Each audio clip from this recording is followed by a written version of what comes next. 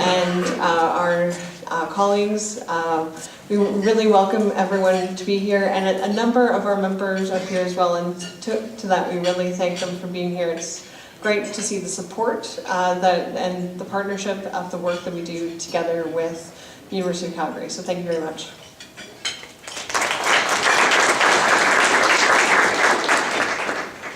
Thanks, Prentice. So offering a talk like this is just one of the ways that the Centre is fulfilling its mission.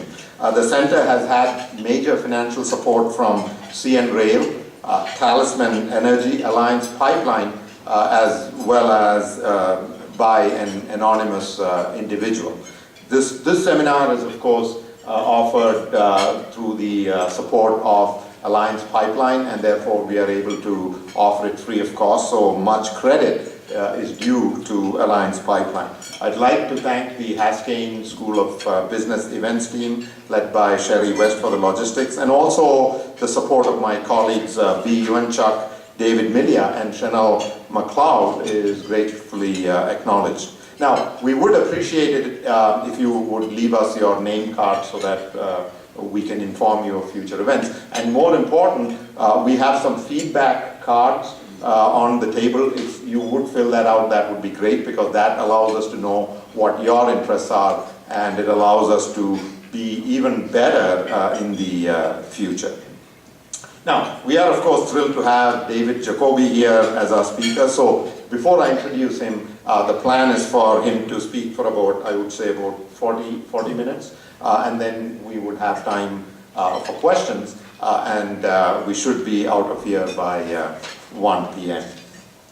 So, Mr. David Jacoby has been consulting for over 25 years in operation strategy and performance improvement, especially in oil and gas and power industries. He wrote The Economist's Guide to Supply Chain Management in 2009, the optimal supply chain management in oil, gas, and power generation in 2012, and that's how I first heard of him. In addition, he has contributed 250 speeches, articles, and webcasts to publications such as the Oil and Gas Journal, Supply Chain Management, Energy Tribune, and Supply Chain Management Quarterly. Formerly, he taught operations management at Boston University's Graduate School of Business and served as a contributing editor at the Economist Intelligence Unit and consulted for the World Bank. While based in Brazil, Hong Kong, and France, he consulted on strategic sourcing, purchasing and outsourcing, shipping, and capital investments. I don't know how he fits everything onto his business card, but he's got an MBA from the Wharton School, University of Pennsylvania, a Master's in International Business from the Lauder Institute, and a Bachelor of Science in Finance and Economics from the University of Pennsylvania. He's also a Certified Energy Procurement Professional, CEP. He has a certification at the fellow level in Production and Inventory Management, CFPIM, certified in Supply Chain Management, certified in Integrated Resource Management, certified in purchasing, and I think it goes on. So, suffice to say, he's got a wealth of experience, he's highly qualified, and he's a member of the Society of Petroleum Engineers. So, David, the floor is yours.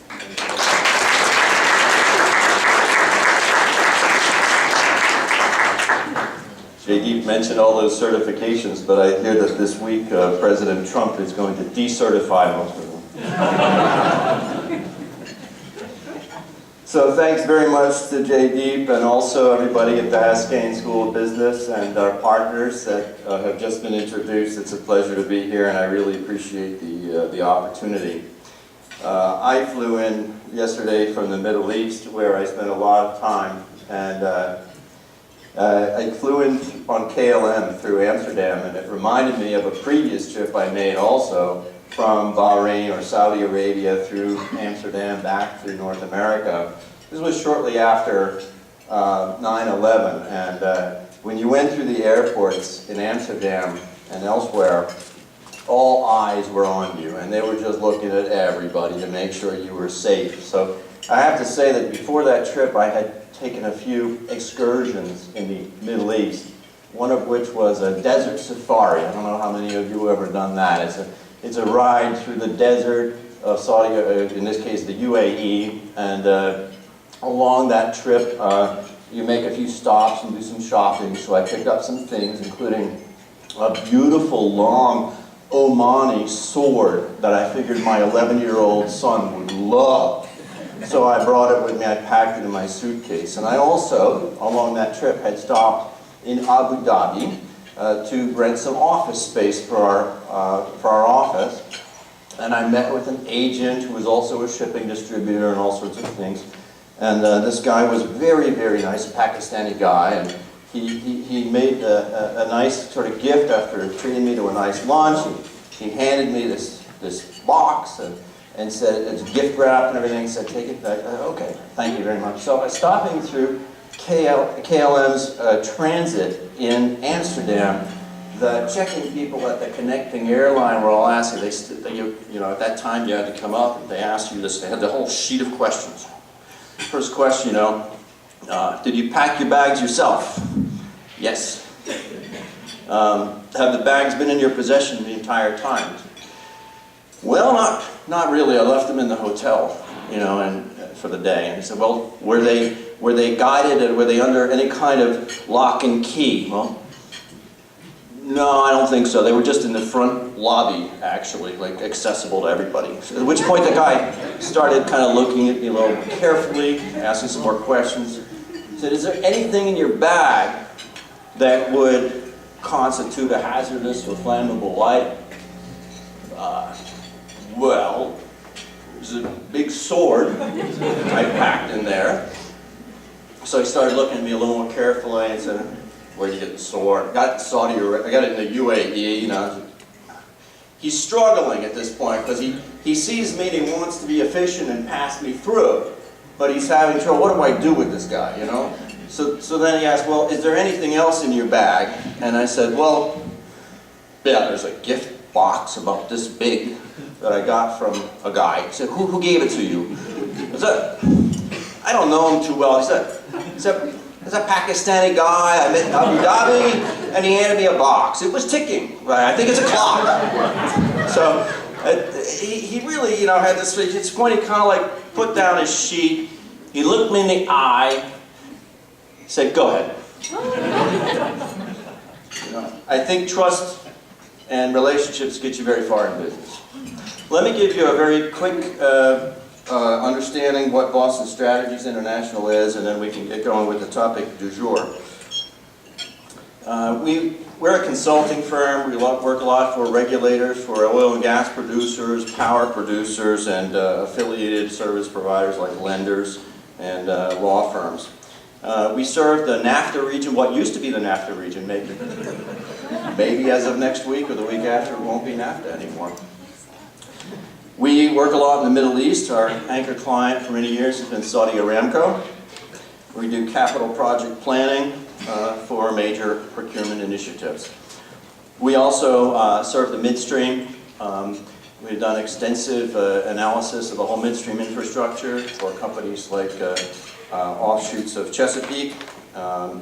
And we significantly get into adapting the market and technological change. So when these come up, for example, new production chemicals, when there's reform in the market, like what's going on in Mexico with the Reforma Energetica, and what's going on with the government revamp as a result of the lower oil prices in Saudi Arabia. We're involved in strategic planning and impact studies, value chain planning, and procurement and cost reduction projects. A lot of what we do can be sort of summarized by looking at the, I'm not getting a pointer here, there we go. Looking at project life cycle from independent cost benchmarking at the early stage of projects all the way through project execution and controls. We work for a lot of the major oil and gas companies and power producers. For example, for BP, we've done midstream capacity analysis. For Vale, which is a natural resource company in Brazil, we've done capital budgeting projects. And for suppliers such as ZF in Germany, which supplies major gear components, we've done strategic planning and forward-looking thinking. But enough about us. I know you're here to think about and talk about renewable energy, and that's probably why you came here. So what I'm going to do is I'm going to share a lot of information with you about the state of the market as we have analyzed it and as we see it, and what the implication is for Canadian companies in the energy space today. Let me first start off by saying that Europe has been mandating clean energy since 1992 or 1998, depending on what dates you read on this chart, but even in 1992, Denmark, which was a leader, put forth a carbon tax covering all of fossil fuels. And then slightly later in the early 2000, Germany, in a hallmark decision, decided to phase out nuclear energy by 2020. Then we saw the UK join in 2001, putting a climate change levy on natural gas, electricity, petroleum and liquid gas, all sorts of petroleum products. And in 2008, the UK furthered that with the Climate Change Act, and in between the EU put the emissions trading system in. So there's definitely this enormous range of clean energy initiatives coming out of the EU, particularly from 1990 in through 2012, and a kind of a continuous drumbeat. And we also have had many countries signing on to the Paris Accord, except my magnificent country, which has recently reneged on that accord. But 195 signatories, 167 ratifications. It's really a big initiative that has actually four major axes of initiative to it. One is mitigating emissions, and their targets, as you know, 1.5 C, 2.2 degrees centigrade below pre-industrial levels, and mitigating global emissions so that they peak as soon as possible and start going down. There's also a whole dimension to the Paris Accord about establishing accountabilities for those targets. There are reports that are put out. Countries have 5-year plans that they need to produce, and you can access them. I don't know how many people have actually seen or read these reports, but we worked on some for the Mexican government, and you can access all of these country reports on their website. They're very interesting, they're very detailed and thorough in many cases. And a whole dimension of the Paris Accord conformance is about facilitating adaptation. So what should happen in terms of dealing with the impact and supporting government and industry in making the changes required to have all this happen. We call these capacity studies, like what is the capacity of the country to support the change? Capacity, institutional capacity, financial capacity, and environmental capacity. And then of course there's a whole element related to coping with loss and damage. What about the results of climate change, risk insurance requirements, and other sorts of loss and damage characteristics. So what you see happening here is, here's the world that subscribes to the Paris Accord, and here's the world that does not subscribe to the Paris Accord. I'm ashamed to say. This chart here shows the massive projected increase in renewable energy. This is a projection by the IEA. And as you can see, between 2015 and 2040, this green triangle here represents the forecasted increase in renewable energy power sources globally. And what you see down below is actually, this reduction here is gas and oil. As you can see, it's trending down. Now there is new gas and oil activity here that is being developed, which will more or less keep gas and oil sort of flat on net. But this growth, what they're saying essentially is that the growth in production is going to come entirely really from renewable energy sources. And that raises a big, alarm bell in many of our heads, I think, especially been working in the fossil fuel industry for most of our careers. These regulatory impacts have also been adopted elsewhere. It's not just Europe.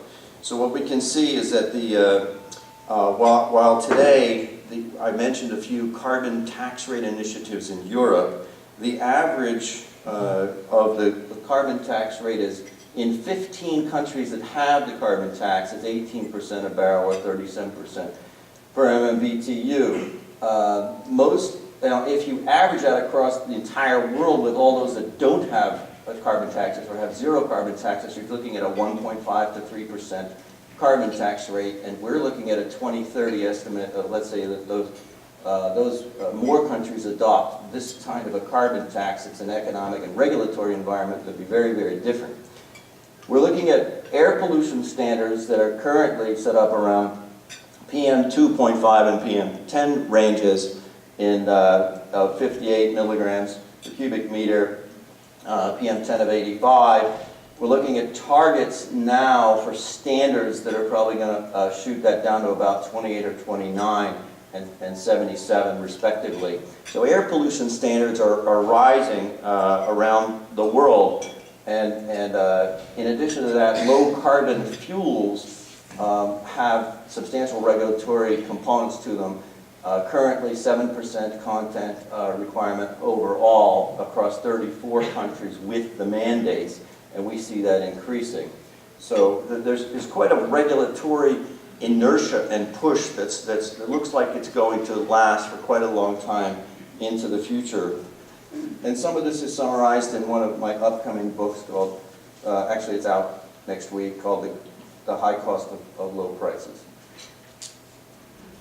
In addition to the regulatory aspects, the costs have been coming down for clean energy.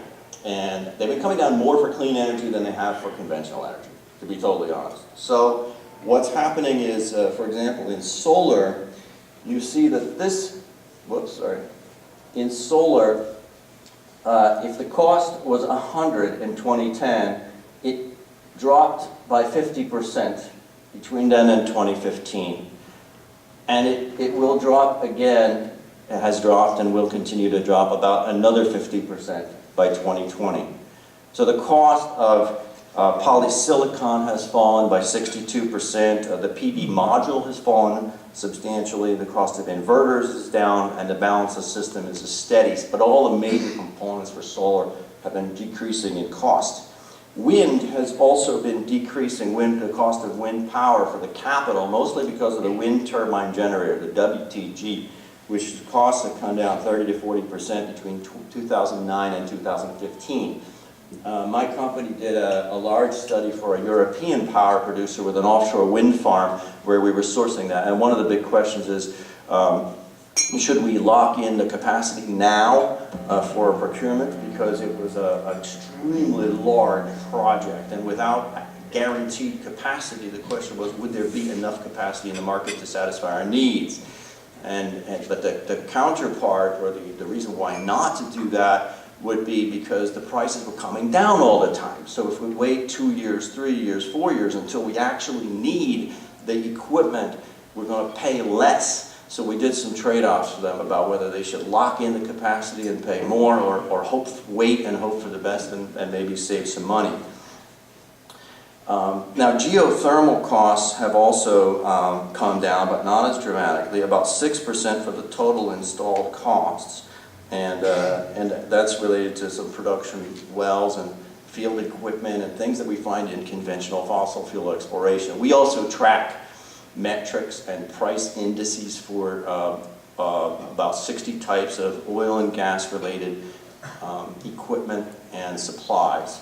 So if anybody is interested in those kind of metrics, we have them. And there's even a blog post on our website that we produce with some of those metrics in there, and certainly they have come down as well. In fact, we've studied the profit margins of the supply industry, because at one point I was actually quite concerned that the supply market is not earning enough money. You know, they go through these big cyclical swings, and then like most companies in the oil industry, suck wind during the down cycle and then try to recover their profits in the up cycle.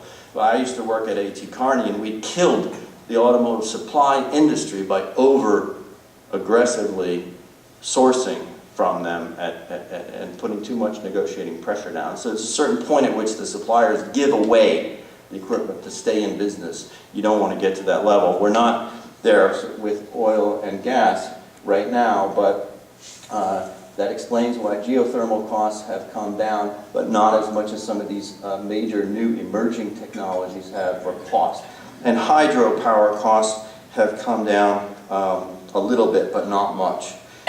Overall, the other question that comes up from our clients as we do these studies is, China, should we source from China? Why not buy this stuff from China? So what we found, we do these studies, and we see that we've studied prices of everything in every region, down to the detail of certain types of compressors and pumps, and we've laid out matrices looking at the different costs of these items in Russia, China, Eastern Europe, Southeast Asia, Brazil. And generally speaking, I could say that the cost in China for a lot of this stuff, you could just say 0.8 wouldn't be bad proxy for what you could pay for it in a lot of other places. Russia a little lower. But then the question gets, what is really comparable, and is it going to satisfy the requirement? Because we know that when we buy this type of equipment and supplies from China, often it tends to meet all the specifications, but somehow not perform the same. And that's a big concern in safety critical areas and in production critical areas. So let's look at prices for solar and wind a little bit more carefully, because this is going to drive the competitive balance between the conventional fuels and the renewables. I spoke a couple months ago at a conference in Shanghai, the PV Photovoltaic Solar Conference, and there were companies there. Analysts presented from Bloomberg, from IHS Markit, from Asia Clean Capital, and elsewhere. And this is some of the data that they showed. You see the trend lines going down. These are trend lines for solar, and for most of this is the trend lines for solar. You can see this dropping between 2010 and 2016 substantially. This reflects a drop not only in the price of the capital equipment, but also in the price of the operating and maintenance and installation services. So there's kind of across the board, there's sort of declines in the prices. That comes with increased economies of scale. And one of the things that's happening is China and Asia, particularly China, in this mix has a lock on the economies of scale because their internal market is so huge and they're exploiting it. So over a third of the growth in the solar industry last year came from China-produced supplies. It's massive. So whereas, I think that has to be noted because it's got massive implications for the future competitiveness of the solar industry. This, on the right, shows that solar has lower costs than wind. So if you look at some of these solar benchmarks over here, the two bars here show that the US and Latin American solar costs are actually quite substantially less than, for example, European wind costs. Here's the European wind cost in gray. And I can explain part of that because the work we did for the wind farm in Europe showed that there were clearly very significant consultation requirements, regulatory requirements. The UK offshore put tremendous barriers in place to make sure that the providers and the developers were doing this in a sustainable way that met the requirements of the communities, that didn't leave, they didn't actually address the fact that at the end of the life you would leave the foundations and the platform and some of the guts of the thing. They didn't specify what would happen to those. I think they eventually get lost in the sea floor. But there was a lot of effort paid, initiative around consultation, which raised the price of European wind compared to American wind and Chinese wind.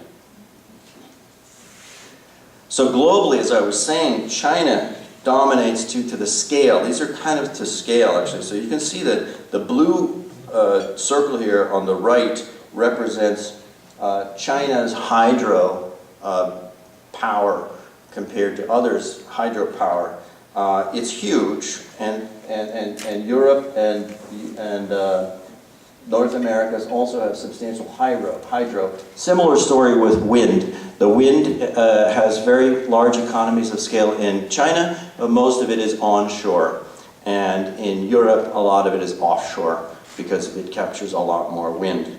But anyway, China is going to play a major role in the economics of the renewables moving forward. Within Canada, within Canada, the renewables consist largely of hydropower and to a much smaller degree of wind and to a much smaller degree solar. So this chart isn't exactly to scale, but what it does show is that over 80% of the renewable capacity currently in Canada is from hydropower. There's 78 gigawatts of installed capacity compared to about 10 gigawatts of installed capacity for wind. And then almost, less than a gigawatt, let's say, of solar that's growing rapidly, but it's very small. Of the 78 gigawatts, there are 3 projects here, including capacity extensions that account for about 20 gigawatts of that. And within the wind, we've noted about a little less than a gigawatt of the 10 gigawatts. There is also accounted for in 3 projects in Alberta and Quebec. So there's quite a lot of activity going on, and I'm sure you're more familiar with it than I am, so I won't go into it too much. But what should be noted is that so as you look at the competition between, so everything's changing dynamically, very rapidly, which makes it very hard to know what cost level, when they're going to converge. When are the costs going to converge? When are the costs of renewable power going to actually come in lower than conventional fuels? Or are they? So right now, if you look at the graph on the right, it shows that natural gas combined cycle power still has a lower levelized cost of energy than any of the above. Very significant finding. So we recently studied this in depth for the government of Mexico. And they were interested in job creation, in not only in the lowest cost of energy, but in all the other elements that go along with the economic growth. So we found out, for example, that it's far preferable for them to actually build combined cycle plants using natural gas, because there's a tremendous economic boost that comes from the actual capital investment up front and the construction and design and engineering phases. And then there's a very, very, very much low cost of energy that spits out the other end for a very long time. Whereas the hydro and the solar particularly have a much lower, like very much lower initial cost, and then substantially higher energy costs per megawatt hour that produce for a very long time. So very different profiles. It sort of depends what you're trying to get at. And in their case, they were actually trying to get at job creation and economic benefit. And so it was an awkward kind of thing, because on the one hand, they commissioned this study and they were looking for so it was the green energy sort of division of the government. But it sort of came out saying conventional power achieves your government's objectives a little bit better, actually. So it doesn't quite conform with the ecological nature of what you're trying to do, but it definitely generates the lowest cost of power. What's happening, again, to tie it back to Canada, because I'm very conscious that you're kind of trying to look for some implications there. You see the graph on the left, and you see the orange bar, which represents natural gas. Now, natural gas will continue to dominate for a long time. You see the orange bar actually grows between 2015 and 2040. So, you know, renewable costs are coming down, blah, blah, blah, blah, blah, but also natural gas is not going away. It's got a long tail of a future. Oil you don't see too much of in here over the long haul, but natural gas for sure. But one of the things that, and then coal is being sort of marginalized by these tightening emission standards that I referred to earlier. It's even clean coal.